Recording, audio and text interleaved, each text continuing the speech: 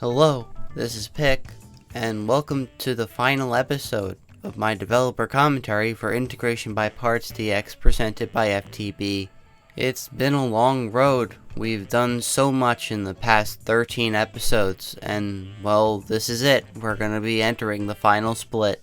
To get started today, I'm going to be making a new sword. This is going to be the upgrade to the Gust sword known as the Hurricane sword. It causes lightning strikes when you hit mobs, and it has a special right-click effect if you have Aerothian dust in your inventory, to where it'll allow you to be invincible for a short while, similar to the tornado ability in a Kirby game.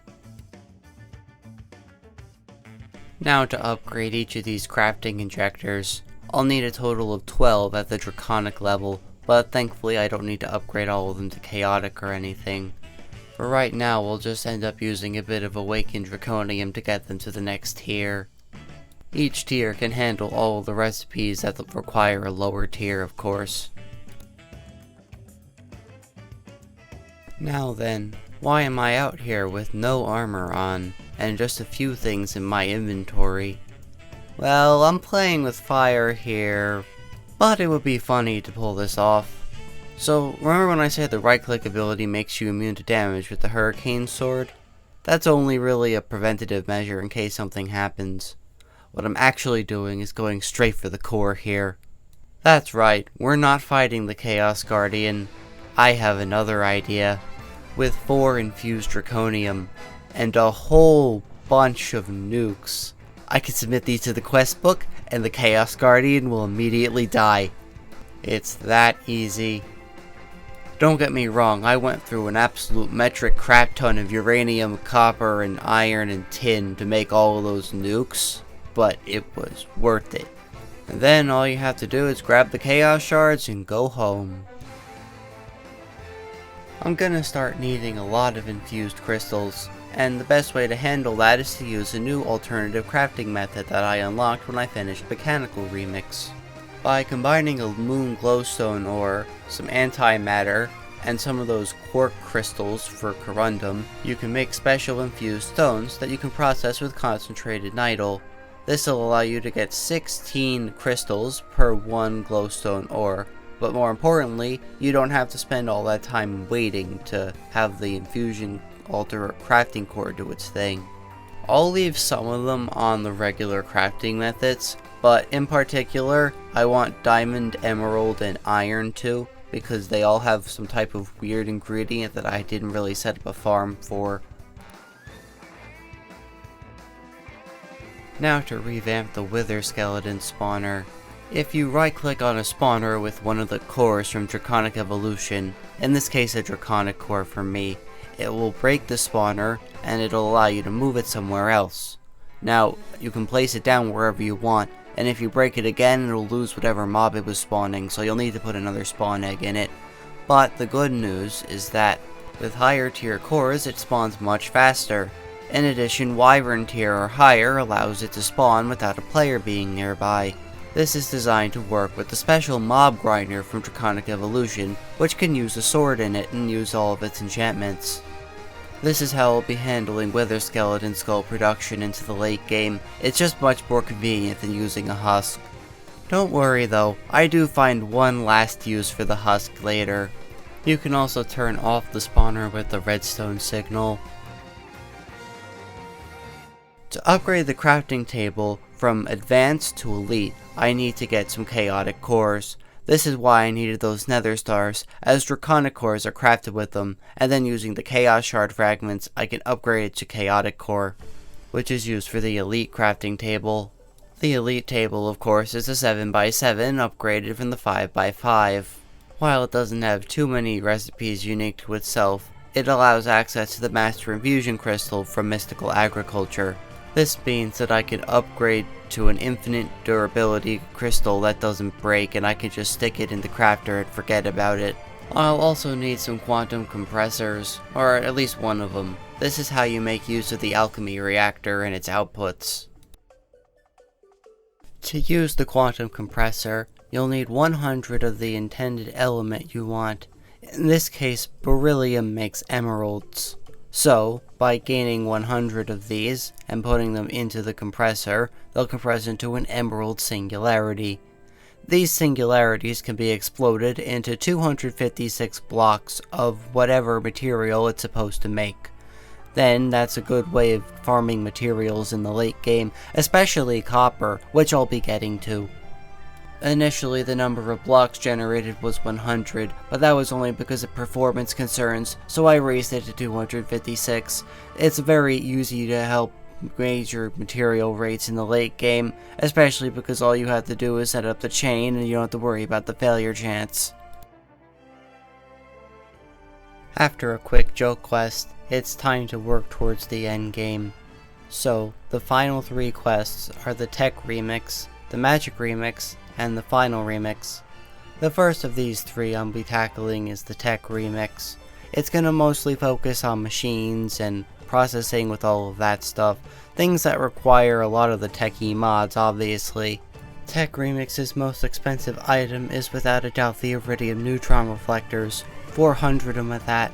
You're going to need over 100,000 copper ingots. That isn't to say 400 ultimate control circuits are cheap or 100 teleportation cores, but it's not that bad nearly compared to those neutron reflectors that will take a very long time. Unlike the regular remixes, I'm going to be doing all of this in batches. There's no reason to make infinite signal plates when I can just make 1200 of them. One component that I will definitely need to mass produce that I don't have enough of right now is dielectric rods. Mainly dielectric paste. For the rods, the only other component is bedrock crystal, so I can just shove the bedrock miner full of coal. But to make the dielectric paste, I'm going to need to automate flour, clay, which I have more than enough of, and smoky quartz, which I can just make a lot of at a time. Thankfully, I can just steal some automated flour from the cupcake factory. Even if I'm not using the cupcakes anymore, I can still take apart the parts in pieces, like I did with the hot air. Now it's time to look at a feature of blood magic that I haven't really discussed. That would be will. Will is something that exists in a chunk. You put a demon will or a crystal or tartaric gem into the demonic crucible, and it'll sort of melt down that item or its will into the surrounding environment. A Hellfire Forge with a Tartaric Gem in it will automatically draw in will from the environment, and you can set up farms to produce infinite will, but I don't really need to do that. Because we have the Ritual Containment Sphere, I can actually bypass the main method of farming blood magic has and just duplicate the Demon Will crystals. It'll be much easier, and I'm also going to be using a ritual that will produce different types of colored gems, which is what I'm after here. To produce your first crystals, you'll need something called the Demon Crystallizer. If there's available will in the chunk, it'll just automatically produce a will crystal above it, and the crystal will grow over time, as long as it has enough. To read it, you just need an aura will gauge, and it'll tell you in the bar on top what types of will are in the chunk.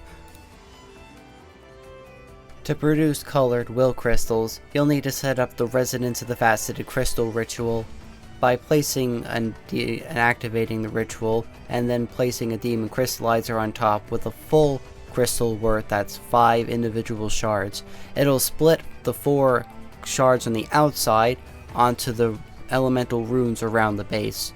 This will then produce the different types of will crystals, and there's this whole mechanic of will and affecting blood magic's rituals. You can read up about it in the book. I'm not really going to make use of it, so I'm not going to spend any time of it, but it is useful if you wanted to do that. I already had most of the other items in this recipe, so really it's not that difficult to create. I already have all of those random slime crystals, crystals of power, celestial crystals, infused crystals, and of course the new red crystals that I just produced. So, to help keep track of what items are being finished for each remix, I'm going to keep a graphic on the bottom corner of the screen. This will give you a loose update as to my progress, because not everything is going to be shown on camera. A lot of it is just letting the refined storage system handle things in the background, but there are manual components that I'll need to set up, so of course I'll be showing that. To get the massive amounts of copper I'm going to need for those Iridium Neutron Reflectors, I simply need to make it so that the last copper doesn't go into the next node. In this case, I'm going to be keeping it in the purple node and blocking it from the red node. Then, that'll get sent right into the quantum compressor. It's not the most efficient system, but a system nonetheless. Also, when I do start updating the graphic, yellow will be in progress and green will be finished, and not started will be just gray. So, to get the copper out of these singularities, as I said, we need to explode it. So, just throw it down, light some TNT, or you could use a creeper I guess, but you get the point. Explode it, and you get your blocks of material. I keep running out of glass bottles to make hydrogen in the PRC. To upgrade this, I'm going to make some material stonework factories. These are machines capable of producing cobblestone and then processing it into various results, depending on whatever steps you make it take.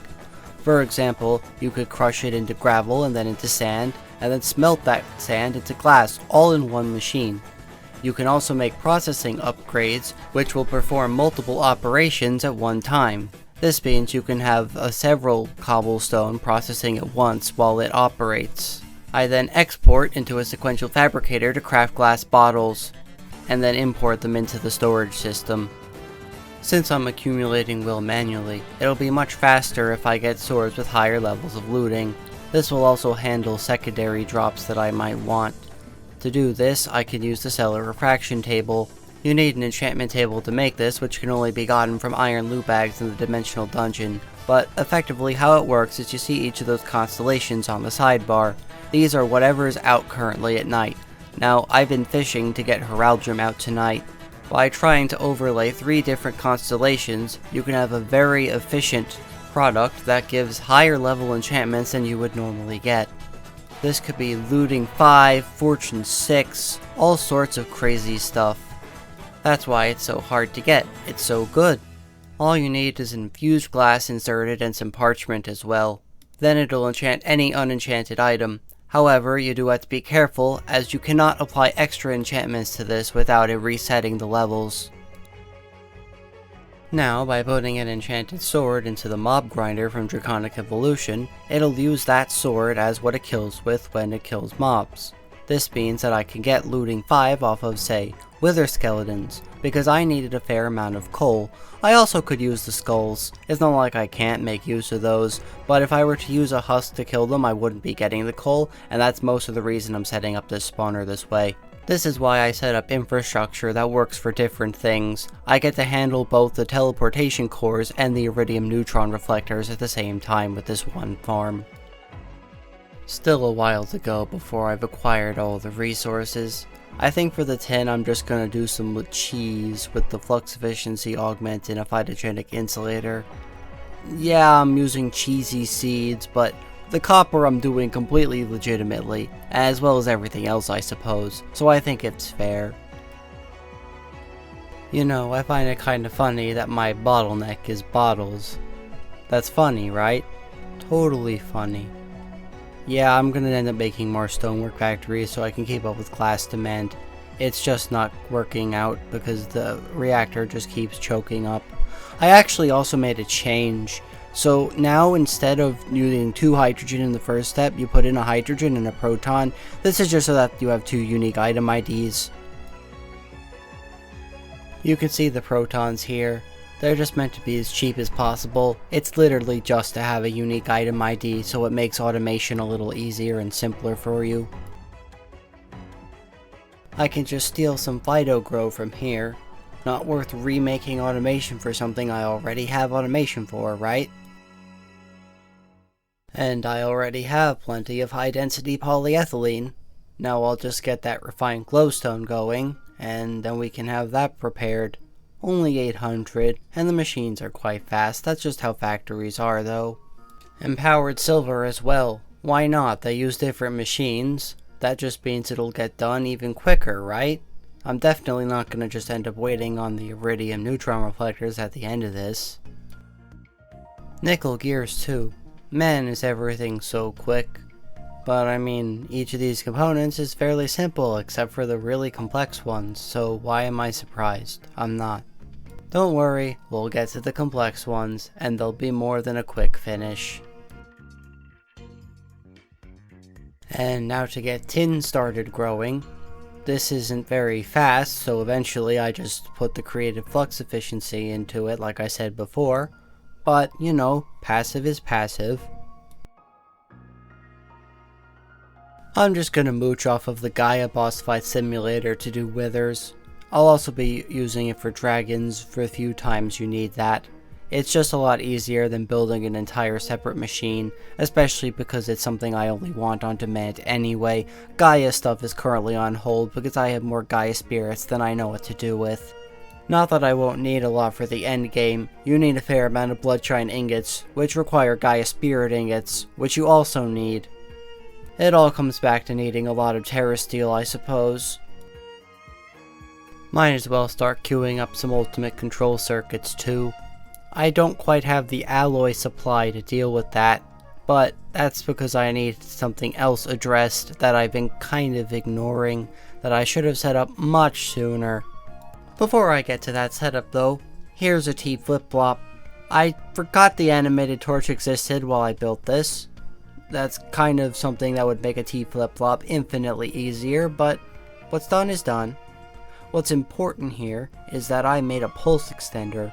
This means that the hovering hourglass lasts long enough so that the T flip-flop actually activates. Otherwise, the pulse wouldn't work properly. This times the system so that it switches between inputting protons into the reactor and not. This is because if protons are always being inputted, it'll just be flooded with heliums and such already in the mix. This is gonna prevent the thing from actually making higher level materials, such as the copper I want, or the iridium I will want later, or gold, or uranium. Who's uranium? Any of that really. And here we go, a piglin trader. It's a little slow with only one piglin, but the precision dropper makes it so that you can increase the number of gold ingots dropped due to the number of piglins in the system. If you have mob griefing off, it's not going to work though, so be careful. I'd recommend setting up the redstone clock to be with the detector that determines if there's enough gold in the system though. If there's too little, it should shut off. Finally ready to let those neutron activators get going.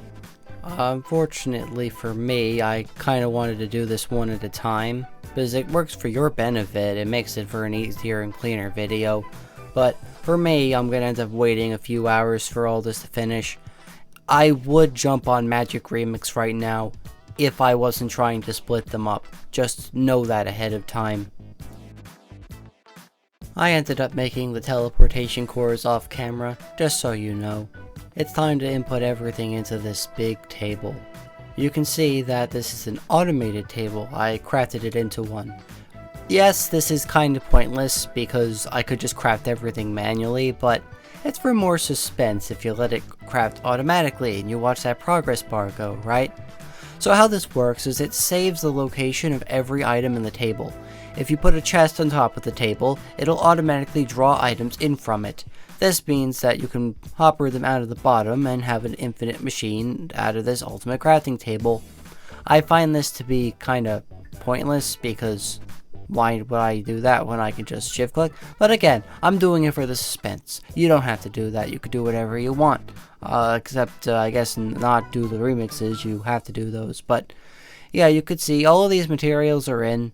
That crystallized obsidian is now coming in larger quantities with the piglin automation. That was the whole point of it, by the way, I didn't say it before. Honestly, the final 3 remixes aren't really that bad, especially because you don't have to automate them. But I have enough tricky components to where you still want to automate things, so I think I struck a proper balance when doing this. Alright, just about done. Here we are, the end of the tech remix. So what's the reward for this? A creative energy cube, which is just what I needed because Remix Generator does not want to work right about now. It's for whatever reason not making power sometimes. I don't know what exactly is wrong with it. It's annoying, I can tell you that much, but yeah, you get the point. Thankfully, I can just slap that thing into the induction matrix and it'll automatically provide energy into the system. The first thing I want to automate for Magic Remix is Arcane Ashes. This can only be made with the regular recipe, as all the other things JEI shows are for different functions like changing the time or making a spike trap. I've also decided that making these graphics is more trouble than it's worth, because it's not really that difficult to follow along, so I'm only going to have them up for Tech Remix. I'm not going to do it for the others. We already have lava reagents. Water reagents aren't too hard to craft, and neither are sigils with a green grove, so that leaves air sigils, or air reagents. The only component I don't really have is gas tiers. I mean, I guess there are only two components, just feathers and gas tiers, but anyway, since I'm going to need 100 gas tiers, I'm just going to make a farm. So, you can make gas tiers from catalyzing glands. These are of course dropped from creepers, and because I have the husk, I can automate them. But this is one of the few husk farms that's actually extremely easy. The other would be slimes, which still has a little bit of difficulty in itself, but creepers are definitely the easiest. What I'm going to do is steal a spawner from the nether, and I'm going to make it a creeper spawner. So this is going to go into a room, and I'm going to import some mana using the mana minecart that's currently feeding the agricarnations. Botania has a special flower called a tiger's eye. This prevents any creepers from exploding in its radius. Combine this with the high side dream from before, and you have a way for husks to kill as many creepers as you want, without the creepers being able to do anything in return. This is unbelievably helpful for acquiring gas tiers without bothering making a gas spawner, especially because those are kind of annoying to make a farm for given their size, loudness, and ability to fly. Remember the setup for water buckets from Botanic Remix? It's basically the same principle here, except the machine can import and export from the same side. This'll keep it stocked with water reagents, and I'll get 100 of those. I'm gonna mine up all the Elementium and Dragonstone from Alfheim. It's something that can just run in the background while I'm doing other things. You just have to smelt it, you can't process it fancily. But you can still use Fortune on the Dragonstone, so you can use a Fortune 6 pickaxe from Astral Sorcery if you want to. Okay, time to show off my automation skills and make an automated setup for producing sigils. So you can see that I have a special redstone circuit here. This is an alternator T flip-flop. That's what I'm going to call it. So how this works is you get a pulse from the hovering hourglass. The hovering hourglass sends a signal to the repeater that's open, and that goes into the sequencer, which is just a pulse extender. That's set to 24 ticks. The other side with the repeater is locked, which means it doesn't send a signal to that side. So then what you can do is look and see that the redstone torch is going to switch every time the hourglass goes. This means the side that locks alternates as well. It will always lock the opposite of the one it's supposed to release. So, using that, you can see that it's hooked up via redstone connectors to the pretty pipes. These have redstone control modules, and they're off when a redstone signal is on, of course. And then that sends it into the item user. Now, the item user facing down is deploying arcane ashes. For some reason it doesn't place it straight down, I don't know why, but whatever works. Then, the other one is constantly deploying either air reagent or slate, depending on what's going on in the system at a given time. Also, due to the way the immersive engineering wires work, I could expand the system to all operate off of one redstone clock for separate item users making sigils, but I'm only going to use one because I'm hard waiting on demonic slates anyway. Now to load one of the starlight infusers that was making Uraninite with ender slime. This will turn lenses into spectral lenses, which is one of the components I'll need for the remix. As for automation of potions of absolution, it's quite simple and I'm using the same setup I used in Botanic Remix. What happens here is that, like before, all of the precision droppers are on the same delay, and the redstone clock is on its own extended delay to make things take longer so that it has enough time to process it. Everything gets dropped onto the botanical brewery, the drops are sent into the accumulator, and they get imported via the importer. After that finishes, I set up a runic altar to start making runes of night. It's very similar to the botanical brewery setup, with some slight changes to allow for more redstone control, as you can see. Just remember that 2 is the signal strength given off by the altar when it's ready to be right-clicked on with the Wand of the Forest, and then I have a slight delay set up to make sure that the accumulator only picks up items after it's finished. The automatic blood altar is tier 4 now, by the way. Of course, more runes means more potential for slates to speed things up. Once the runes are knighted done, I can simply swap out the stuff in the exporters and the filter in the accumulator to make runes of day. I'm just going to purchase all of the solar panels via the Mix Mart. It's much easier and cheaper than making them all from scratch. And the next runic altar modification is for runes of absolution. Do note that when you put runes into a rune recipe in the runic altar, you get all the runes back except for day and night. So you'll need 100 runes a day and 100 runes at night, but the other 5 runes get reused. And of course, the piles of neutrons come from pulverizing plutonium pellets. Alright, quantity aside, that's just about everything. I definitely recommend using a regulator upgrade if you're using an exporter to fill the chest, as it'll overfill it on sigils and stuff because they don't stack. Other than that though, you just sit and wait like before, or just, actually craft it. It's really not that difficult to actually craft it and shift click it. Though getting all the items in your inventory can be a tad annoying, but there's only 100 of them. I did make some components manually. The illumination powder is simple enough because you craft them. I was also letting the energized infinity chunks craft in the background in the lunar satellite dish on the moon. They take a little while to go, and then you have to put them through the alchemy reactor's core. And yeah, it's basically something that just runs while you're doing other stuff. I would definitely recommend just putting your drawer or however you were storing them up by the lunar satellite dish and flooding the input bus with it. And there you go. That's the end of Magic Remix. The reward for this one is an infinite mana pool. Not nearly as useful as the infinite energy cube, especially after you've done Magic Remix, but it will help with the final remix, I suppose. If you need any extra Terra Steel and just didn't want to use seeds, that would be extremely helpful. Among other things you might find a small use for, like the Conjuration Catalyst. I've already started the final remix in the background, but right now I'm also doing a bit of quest cleanup while waiting for things like imbued slates. It's easy enough to just get this laundry list of extra tasks done, as none of them are too difficult, especially with the infrastructure I have at this point. The cooking quests aren't that complicated, you just gotta make some food and some components and stuff. Maybe an extra machine here or there, an extra piece of equipment. The hardest part is probably the Draconic Evolution stuff, but even then that's just a fair amount of waiting as well, just getting all the crafting materials together. And I already have all the nether stars I need, so I just need to run a few more dragon catalysts and I should be good to go. You could have made an upgrade to that gear to fight the Chaos Guardian. You probably wouldn't have had to wait as long as I did just to make all of that nuke stuff, but hey, I skipped the fight, you don't have to, you could do it if you want. It's your choice, you're playing your world, I play my world.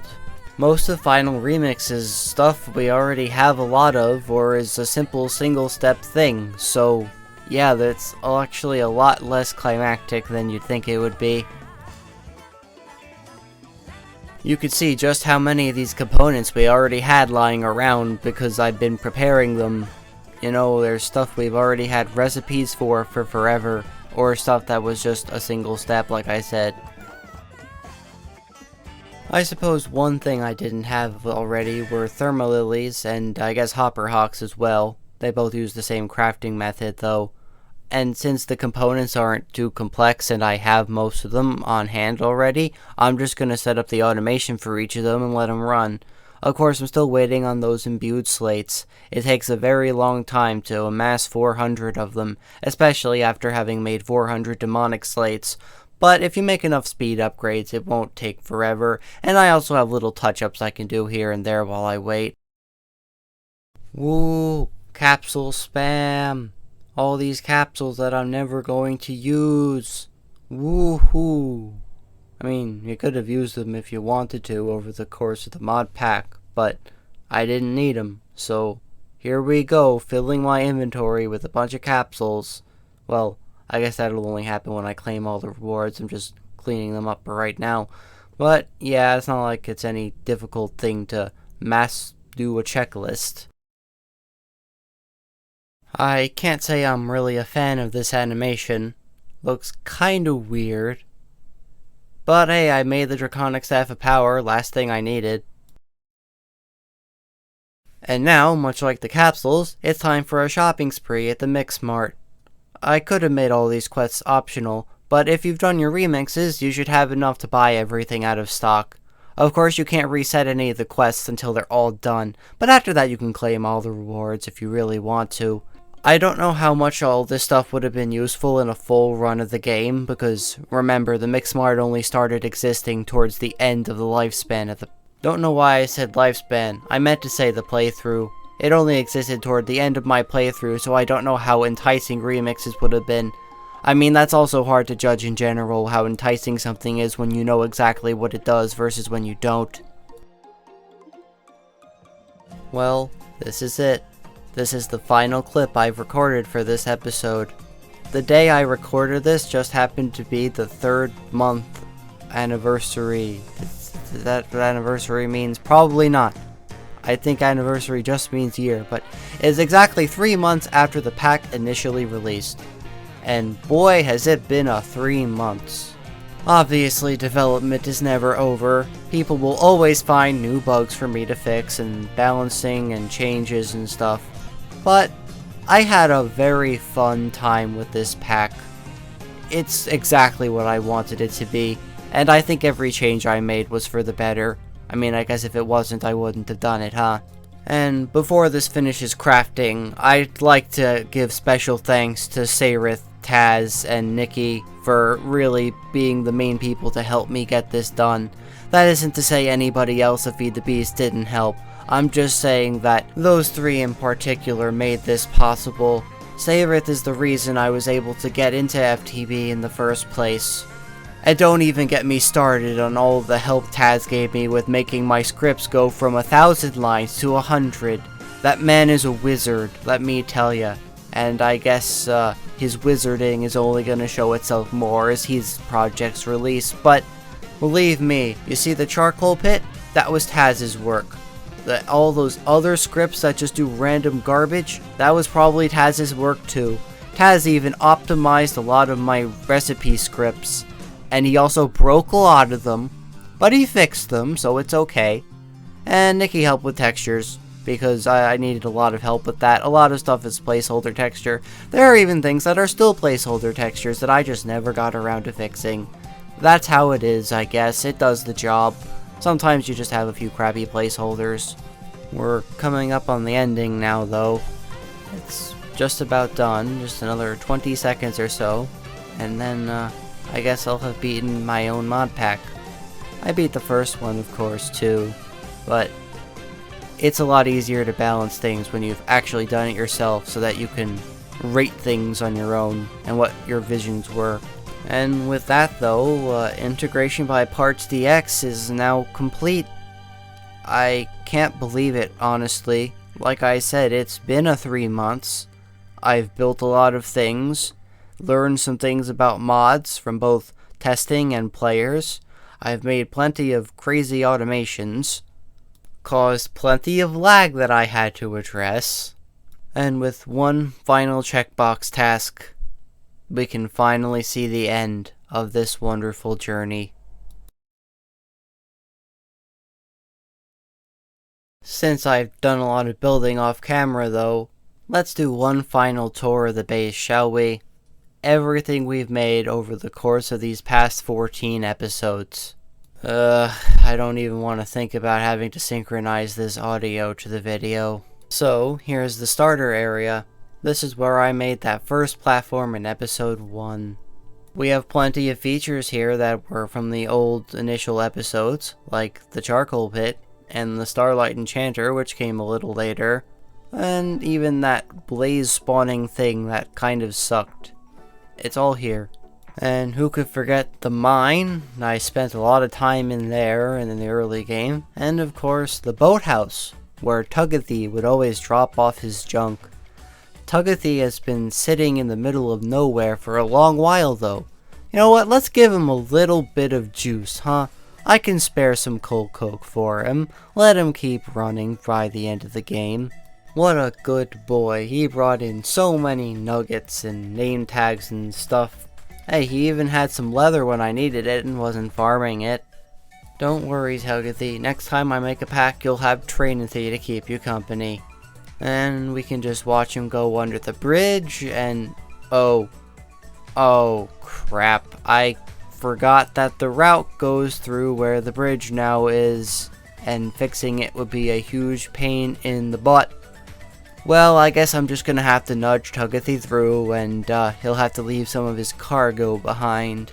But he'll be able to pull into the boathouse at least. I guess he can drop off the remainder of the loot he's picked up over time.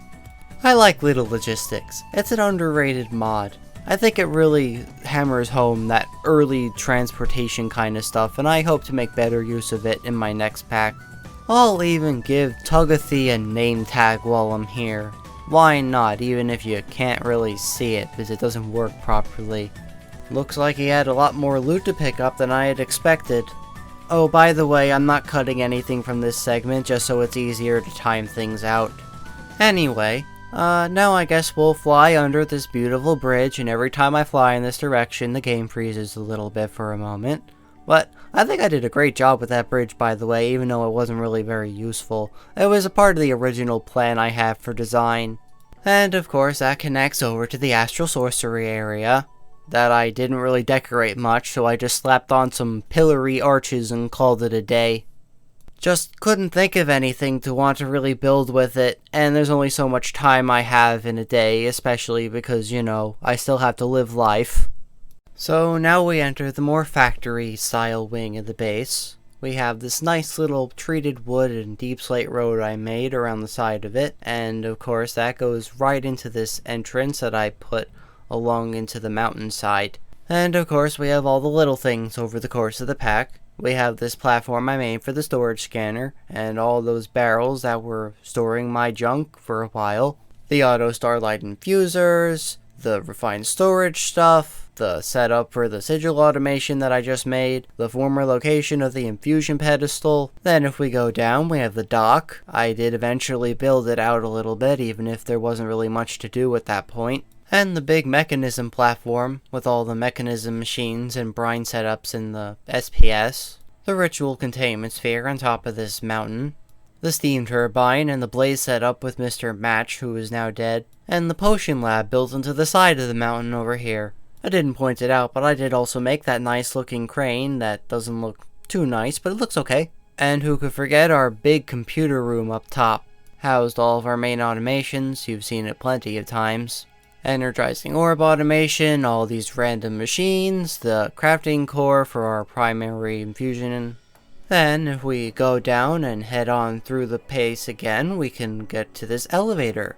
Down on bottom is just corundum automation, as well as the bedrock miner, the first of the modular machines that I made, or masterful, sorry. But up top is the kitchen. I at least built it up a little bit, even if I didn't use it very much.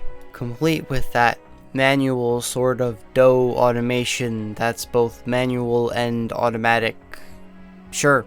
And that brings us to the cupcake factory. Well, it doesn't look anything like a factory, but it has that nice looking windmill next to it. Can't forget that. That's probably my favorite part of that build. And right next to that cupcake factory on the tippy top of the mountain is the flax farm. That is where we make lots of empowered oil. That kept the power running for the mid-game of the pack, even if it broke a few times because I wasn't very good with setting up the automation yet. I didn't understand how item users worked right away. And right beneath that is starlight production, as well as lava production, you know, for the sand generator, and aquamarine and resonating gems and liquid starlight. And then there's the tower that was using that liquid starlight to make redstone and glowstone dust from witches. Alongside the Britannia area, where all that was auto-crafted, and the tree beacon, that was my tree farm, and that's connected to the whole peat engine setup. sheep farm, the boss fight simulator, and its associated mana production, alongside Terra Steel, and the cake production farm. That was a fun thing to make, and spam the ever-living crap out of those growth upgrades. After that, we have some miscellaneous blood altar automations and the Mineralis ritual. Stuff that I only got a little bit of use out of, but hey, it was helpful in the endgame. Only a few parts of the base left to explore. So, if we go back and fly around my once again lovely windmill, we'll be going back into the main factory and we can take a teleporter. This is connected right up to the underwater dome, where I handled all the remixes and some endgame automation and crafting stuff. Underneath it we have the Infinity Reactor. Or is it called the Alchemy Reactor? Ignore that. Made lots of cool junk, like metals and stuff. I'm glad I got to build underwater for a bit though, even if it was a bit of a pain in the butt draining everything out, because the bubble didn't work exactly the way I thought it would. Hey, remember that minecart track I made with the underwater rails? That was kinda superfluous because I have the teleporters? Yeah, it still doesn't work. I don't know why, and at this point I don't care. There's basically only one major portion of the base that I have yet to go through though. If I somehow forgot something, that would be kind of embarrassing, huh? That is, of course, the moon base, with the nuclear reactors and the antimatter production and the polonium setup that ended up being bad because you can't transport radioactive materials through quantum entanglement porters, but that's beside the point. As well as that antimatter ore duplication stuff and the ore processing, and the other ore processing that was under the ore processing. But yeah, that's basically the entirety of the base that I made for this mod pack. I never upgraded my armor, by the way. I guess that's it then. So this has been Pick. I'm glad to have seen you, and I hope to see you in whatever I do next. It might be a video, it could be a tutorial, or I could just start working on a new mod pack. We'll see then though. Thank you for watching, especially if you've watched every episode since episode 1. Until next time, I suppose.